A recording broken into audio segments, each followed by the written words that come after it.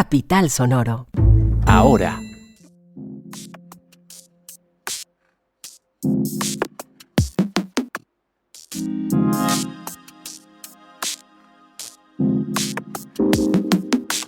Se confirma cese bilateral entre el gobierno y la guerrilla del ELN. Mañana se daría el anuncio en La Habana. ¿Qué implicaciones tendría esta decisión para la política de paz total? Aumentan los índices de racismo en los colegios públicos de la ciudad. ¿Qué está haciendo el distrito para mitigar esta situación? El número de ciclistas atropellados en carreteras de Cundinamarca aumentó frente al del año pasado y además aumentó bastante. ¿Qué es lo que está pasando? Ahora, un podcast.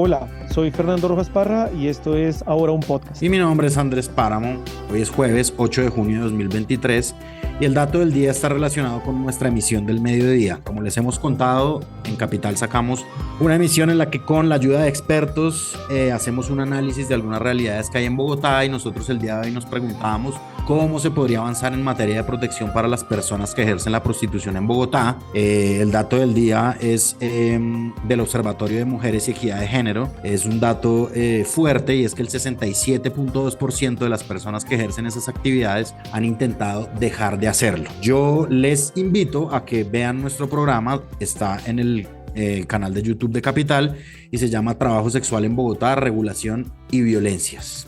Entonces ahora sí, Fernando, me voy con la primera noticia, que es una que podría ser histórica de llegarse a concretar mañana, pero no nos adelantemos y contemos la cosa en orden. Ayer en las marchas que convocó el gobierno para pedir el respaldo de sus reformas que se tramitan en el Congreso, el presidente Gustavo Petro dijo en un discurso que se iba a dar hoy jueves un hecho importante para la historia de Colombia y que iba a, dijo, firmar un papel que puede significar el comienzo sin retroceso de una era de paz para el país. Mañana voy a Cuba y voy a algo que puede ser muy importante para la historia de Colombia. Voy a firmar un papel que puede significar el comienzo sin retroceso de una era de paz para este país. Entonces se especulaba que en el viaje de hoy a La Habana el presidente Petro firmaría el cese bilateral con la guerrilla del ELN, pero ese viaje de momento no se ha dado. Mauricio Pichot tiene un poco más de información sobre esta noticia en desarrollo. Mauricio, ¿qué fue lo que pasó? Buenas tardes, Andrés. La información que se conoce comenzó apenas hace algunos días en una reunión del presidente de la República con militares en la Casa de Nariño y en donde se hizo la proyección de algunas fotografías relacionadas con la situación que hay en estos momentos con los diálogos entre el gobierno y el Ejército Nacional de Liberación, conocido como ELN. Allí, en una de las fotografías que posteriormente fue puesta en su cuenta de Twitter por el presidente de la República, Gustavo Petro, se observaba una leyenda que decía cese del fuego con el ELN a partir del 8 de junio. Este miércoles, en medio de las manifestaciones en favor del gobierno, el presidente Gustavo Petro anunció que viajaba a La Habana para firmar un documento muy importante.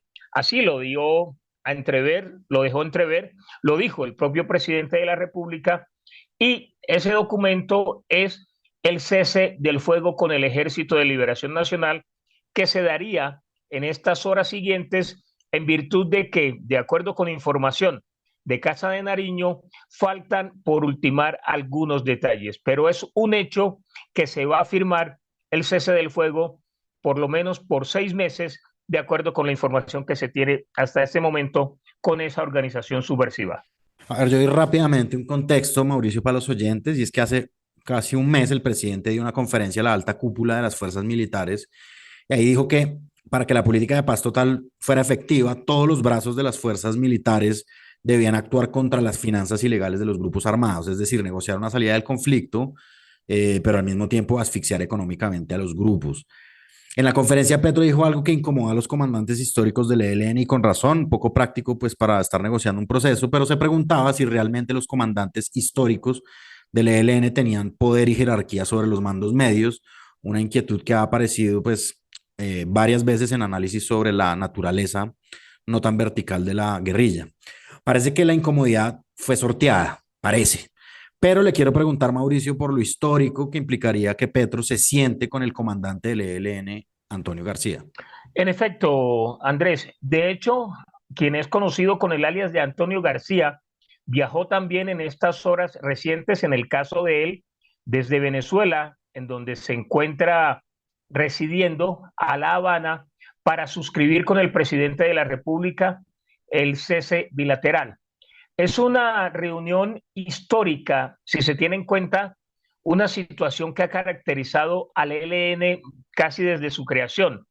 Es una organización, si se quiere, atomizada, en donde los mandos regionales tienen mucha incidencia en su proceder.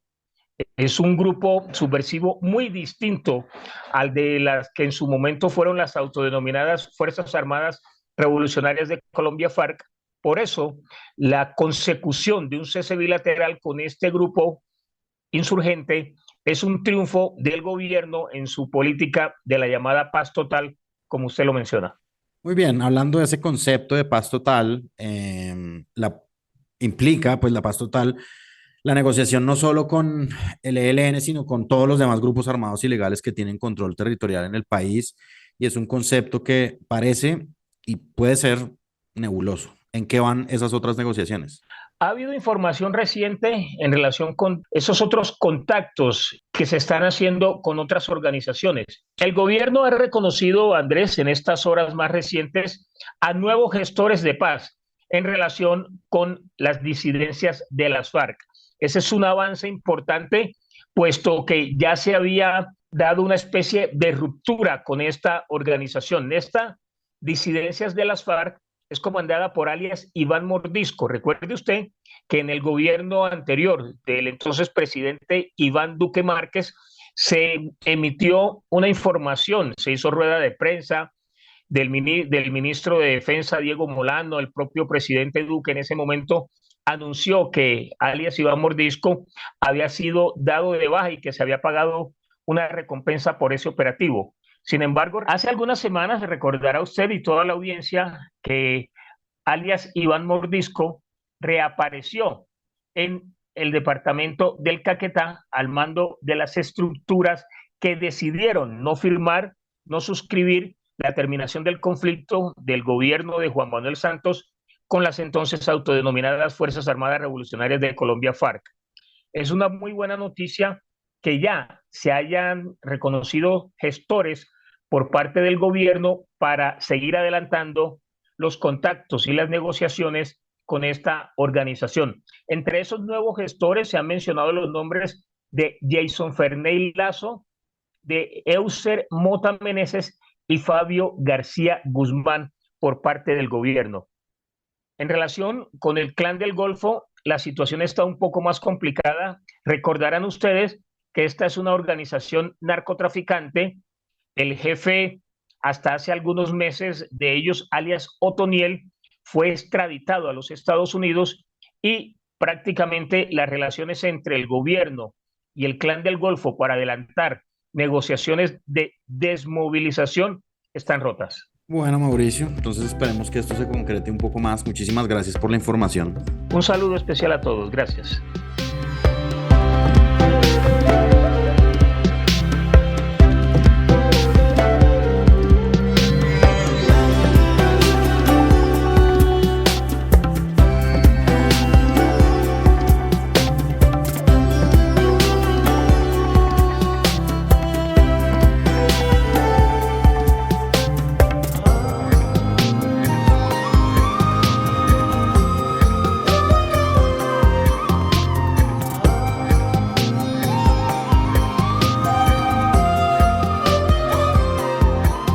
El concejal del Partido Verde, Libardo Asprilla, hizo un debate de control político en el Consejo y dio a conocer cifras sobre racismo en los colegios públicos de la capital. Andrés Zapata, ¿cuál es la situación para los niños y niñas de comunidades étnicas en los colegios del distrito? Hola Fernando, ¿cómo está? Muy buenas tardes para usted y para todas las personas que escuchan ahora un podcast. Bueno, digamos que de acuerdo a las cifras reportadas por la Secretaría de Educación, más de 11.000 niñas, niños y adolescentes de las comunidades negras, afrocolombianas, raizales, palenqueras y de pueblos indígenas estudian en los colegios públicos de Bogotá. Sin embargo, en los últimos 5 años, es decir, entre 2018 y 2022, se han reportado 109 casos de racismo en entornos escolares. Y frente a esta situación, el concejal, como usted lo mencionaba, citó a un debate de control político a la Secretaría de Educación para que informara sobre las acciones de atención, prevención y seguimiento a los hechos de racismo que se han presentado en los colegios públicos. Andrés, ¿en qué localidades hay más casos de racismo? Mira, Fernando, otros de los datos importantes de este informe es que la localidad de Kennedy, Ciudad Bolívar y Rafael Uribe, pero también Usme, son estos espacios en donde se reportan mayor número de casos de racismo en las escuelas. Y mira este dato, de los 406 colegios distritales que hay en la capital del país, solo 52 cuentan con el protocolo de atención a casos de racismo y discriminación racial. Nosotros hablamos con el concejal, escuchemos lo que dijo. Le hemos declarado la guerra al racismo y la discriminación racial en Bogotá. Por eso, en debate de control político, denunciamos 110 casos de racismo y discriminación que se están presentando en los colegios públicos de Bogotá, 406 que tenemos en la ciudad, pero que se presentan principalmente en las localidades de Ciudad Bolívar, de Usme y de Kennedy. Son las localidades donde más se acentúa esta situación. Por eso instamos a la Secretaría de Educación para que implemente los protocolos que implica el seguimiento y acompañamiento a estos casos, las denuncias a que corresponda, para que se contrarreste de una vez por todas esta situación y que no se siga presentando en esta ciudad que es la capital de la República, la capital de las oportunidades y que debe ser la capital de la inclusión. Recordemos que hace 2 semanas hicimos en Ahora un especial sobre el Día de la Afrocolombianidad. Allí uno de los datos más reveladores fue que Bogotá es la capital con mayor índice de racismo en el país. ¿Qué medidas pueden tomar las instituciones para enfrentar este tema? Así es, como tú lo dices, en el programa que tuvimos en Ahora, Bogotá, Medellín, Cartagena, San Andrés y Cali son las principales ciudades que encabezan los mayores casos de racismo en Colombia. Y digamos que se habla que para las instituciones, pues, y también para evitar que haya racismo en los colegios y también, digamos, que en las calles que haya una mejor cultura ciudadana, pero también en las ciudades y también aquí en Bogotá, pues se deben empezar a fortalecer los protocolos de atención, porque aunque se crea que se ha acabado el racismo, pues encontramos que se sigue presentando discriminación. ¿Y la Secretaría de Educación qué ha dicho? Mira, nosotros consultamos a la Secretaría de Educación y respondieron que están consultando para que nos den una respuesta sobre los protocolos ante un caso de racismo y el distrito también qué está haciendo para evitar que niños, niñas y adolescentes sufran de racismo y discriminación. Entonces estamos muy atentos a la respuesta de la entidad para, pues también digamos que saber qué ocurre con esta problemática. Andrés, no se me vaya sin decirme una cosa y es qué está pasando en la Universidad Nacional en estos momentos. Bueno, Andrés, sobre las 11 de la mañana iniciaron como unas protestas en la calle 26 y que venían y provenían de la Universidad Nacional. Digamos que se activó la UDMO, que veníamos hablando también de este dispositivo de el SMAT, en donde pues eran las personas que estaban del diálogo y demás. Sin embargo, sobre las 11:30 más o menos, un uniformado resultó herido. Lo que dice la Policía Metropolitana de Bogotá es que en este procedimiento una persona fue lesionada, se llama John Freis Rodríguez Sandoval y digamos que resultó herido por un artefacto explosivo que pues digamos que le cayó en su cuerpo. Esta persona pues está en un hospital, se está recuperando. Sin embargo, a esta hora pues aún digamos que sigue un tema de disturbios no tan fuertes como los que se vieron esta mañana, pero igual estamos muy atentos a lo que ocurra con esta movilización. Dos temas muy, muy graves, ¿cierto? Y eso hay que ponerle mucha atención. Andrés, estaremos pendientes a cómo avanzan tanto el tema del racismo como la situación de la persona herida en este choque. Claro que sí, igual estamos también muy atentos aquí en Ahora para saber en qué desarrollo y cómo avanza estos temas.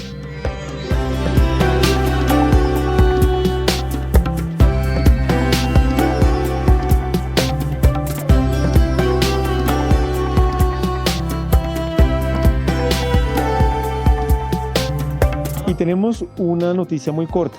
La Secretaría de Cultura, Recreación y Deporte lanzó el concurso Les Marchantes, celebrando la diversidad visual y escrita de Bogotá. Carol Velázquez, ¿de qué se trata este programa? ¿Hasta cuándo va y quiénes pueden participar? Hola Fernando, ¿cómo estás? Bueno, pues para mí es un gusto estar aquí en Ahora un Podcast y bueno, yo quiero contarles que este concurso tiene un propósito y es reconocer la relación gráfica que existe entre la lectura, la escritura y la oralidad y la vivencia de las personas que pertenecen a los sectores LGTBIQ+ en Bogotá. Entonces, este concurso lo lanza Biblored junto a la Escuela de Lectores para que las personas que literalmente tienen como esas habilidades artísticas, gráficas, se animen y creen un cartel que cuente esta relación. Entonces, bueno, hay unas condiciones pues específicas para las personas que quieran participar. Es que primero tienen que ser mayores de edad, no tienen que tener, digamos, alguna experiencia o ser diseñadores o tener un título en ilustración. Tienen que, eso sí, como que ser muy específicos en la temática que vayan en su propuesta, que vayan a presentar, y la técnica es libre. Los participantes pueden inscribir sus trabajos hasta el 15 de junio del 2023 y el 26 de junio, digamos, en las redes sociales de Biblored y en la página web se va a publicar quiénes son los ganadores. Yo le cuento que, por ejemplo, las personas que van a ganar, porque bueno, le dan premio a los 2 primeros lugares, van a recibir un bono de 200.000 pesos y 2 ejemplares de Más Libros, Más Libres, Lecturas y Escrituras por la Diversidad, para que, pues, igual, como seguir incentivando como ese diálogo de nuestra diversidad aquí en Bogotá. Pues finalmente quiero decirles a las personas que les suene, estén interesadas, que si quieren conocer los detalles ya de la postulación, de la convocatoria, pueden consultarla en www.culturarecreacionydeporte.co y allí van a encontrar el formulario de inscripción y todas las condiciones ya como más específicas del tamaño de la imagen, en qué formato, bueno, ese tipo de cosas allí. Y finalmente quiero como recordar y hacer como una recomendación, y es que precisamente en junio, que es el mes del orgullo, van a haber muchísimas actividades en las bibliotecas públicas de Bogotá con lecturas para pues toda la familia, van a haber conversatorios, van a proyectar distintas películas, van a haber talleres, laboratorios, y el próximo 29 de junio, desde las 3 de la tarde, va a haber un encuentro en el barrio Santa Fe con el Bibliomóvil. Entonces, bueno, esa es la invitación. Carol, muchas gracias y estaremos súper pendientes también del desarrollo de esta convocatoria. Gracias, Fernando. Chao.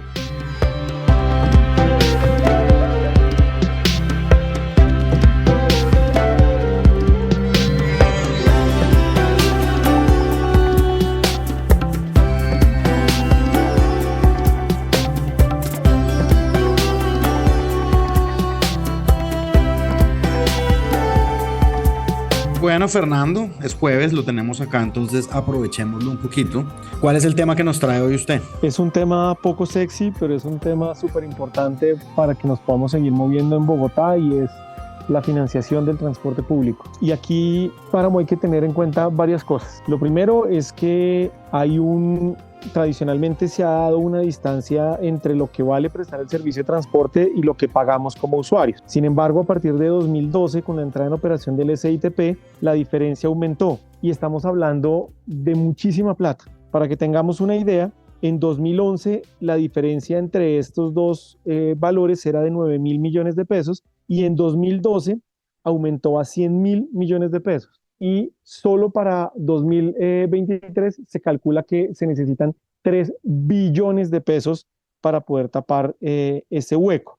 ¿Qué es lo que está pasando? Que vía tarifa, o sea, lo que pagamos cuando nos subimos al bus, solo eso cubre el 45% de los gastos de la operación y el 55% lo estamos pagando vía recursos de la ciudad, que claro, son recursos nuestros que podrían ser invertidos en otros lugares. ¿Cuál es la razón de esta situación, Andrés? Y es que a lo largo de los años en la tarifa se han venido colgando unas cosas que nosotros como usuarios no deberíamos pagar, como la compra de los buses viejos para chatarrizar, la compra de los buses nuevos, esos eléctricos y a gas, esos de tecnologías limpias, pues esos buses son caros y nos los cobran vía tarifa, la construcción y la operación de los patios y la compra de los equipos tecnológicos. Esas cuatro cosas pesan alrededor del 40% de la tarifa que estamos pagando como usuarios, 40%. ¿Sí? Eso significa que si el gobierno nacional nos ayuda a financiar eso, como ya lo hace con con los sistemas férreos, estaríamos hablando que hoy la tarifa de Transmilenio podría estar alrededor de los 1.800 pesos más o menos. Eso sería un alivio enorme para el bolsillo de las miles de personas que se mueven en Transmilenio y en el SITP. Pero a ver si le entiendo. En el eventual escenario del metro, no, la tarifa sería entonces más barata. Esa es una pregunta que aún no tiene respuesta.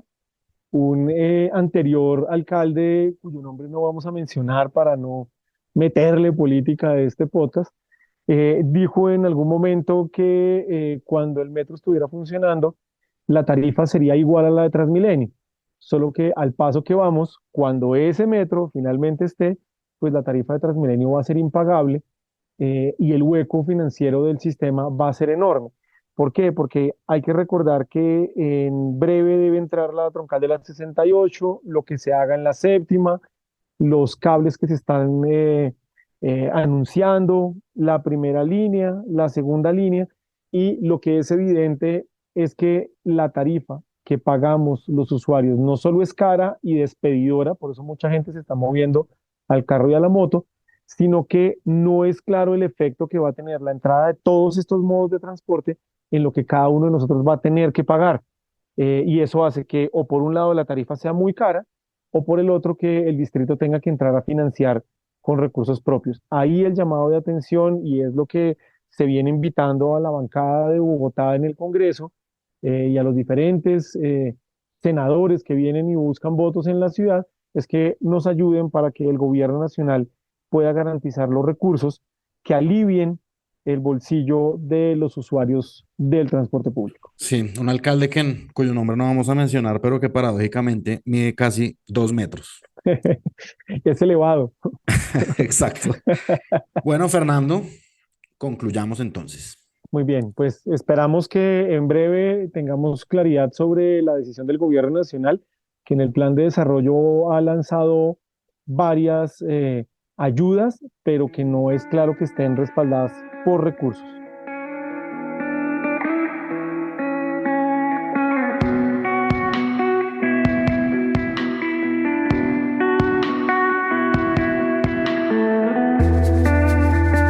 Y no se vayan sin saber las siguientes noticias. Una de movilidad, porque en lo que va corrido del año van 22 ciclistas fallecidos en las vías de Cundinamarca. Durante 2022 hubo 54 ciclistas muertos. La cifra, por tanto, este año va en aumento.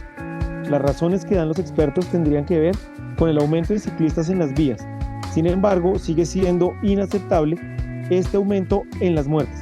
La gobernación de Cundinamarca está adelantando su programa Ciclo Amigo por la Vida, que busca sensibilizar a los demás actores viales, especialmente a los conductores de carro particular. Una nacional y además de las últimas horas, y es que el presidente Gustavo Petro pidió la renuncia de la ministra de Educación, Aurora Vergara, y de 30 funcionarios más de ese sector. Entre ellos está Mauricio Toro, quien es o fue director del ICETEX. Una noticia de servicio. La Secretaría de Desarrollo Económico está invitando a empresas medianas y pequeñas a que se inscriban en un programa de formación que dictan 8 de las universidades más importantes de Colombia de manera gratuita en temas como formación en innovación, en sostenibilidad, en habilidades gerenciales y en internacionalización. Se espera que este programa beneficie a más de 1.000 empresas. Una vez terminen el proceso de formación, podrán participar en el acceso al financiamiento hasta de 10 millones por el plan de innovación que desarrollaron. Lo único que tienen que hacer es inscribirse en el portal rutaimpacto.escaleupbog.co, llenar los registros que se solicita ahí, estar registrado en Cámara de Comercio, tener una antigüedad de más de un año, tener una dirección inscrita en Bogotá y estar funcionando actualmente. Eso fue todo. Ahora es un proyecto periodístico de Capital que está en televisión, en YouTube, en las redes sociales y aquí en podcast. Busque a Capital Político y de vital importancia para saber lo que está pasando en política y la cultura. Y despierte todas las mañanas con nuestro boletín en su correo electrónico. Este podcast es producido por Andrés Villamil. La escritura está a cargo de Santiago de Narváez y Juan Pablo Conto y la edición a cargo de Cian Bernardo González. La dirección de los periodistas del Sistema Ahora está a cargo de quien les habla, Andrés Páramo, la de Capital Sonoro a cargo de Santiago Rivas y la del Sistema Informativo Ahora a cargo de María Paula Martínez. Quien me acompañó el día de hoy en la presentación de estas noticias es Fernando Rojas, director del programa Planeta Bogotá. Google dice que mañana jueves habrá 40% de posibilidades de lluvia y que la temperatura estará entre los 11 y los 20. No termine el día sin información. Búsquenos en todas las plataformas de podcast y compártanlo. Chao, adiós. Capital Sonoro.